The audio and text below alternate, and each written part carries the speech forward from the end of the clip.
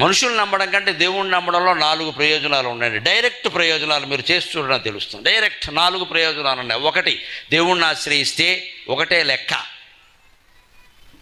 నేరుగా దొరుకుతాడు. బ్రోకరేజ్ ఉండదు దేవుడికి, ఇంకా డిప్యుటేషన్ ఉండదు, నేరుగా అంతే.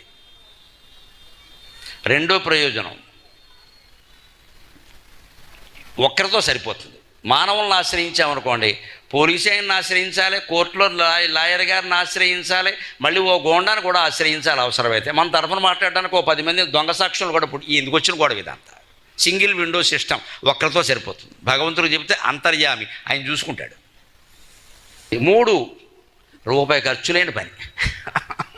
ఎక్కడికి వెళ్ళక్కర్లేదు, ఎవరికి డబ్బులు ఇవ్వక్కర్లేదు. ఒక పువ్వు పెడితే చాలు, ఆకు పెడితే అది కూడా పెట్టకపోయినా నమస్కారం పెట్టచ్చు. 4వది ఉందండి, తక్షణం స్పందిస్తాడు, అనుమానం లేదు. ఇక్కడ భగవంతుడు జడ్జిమెంట్ వెంటనే ఉంటుందమ్మా, సాక్షులు విచారణ ఉండదు.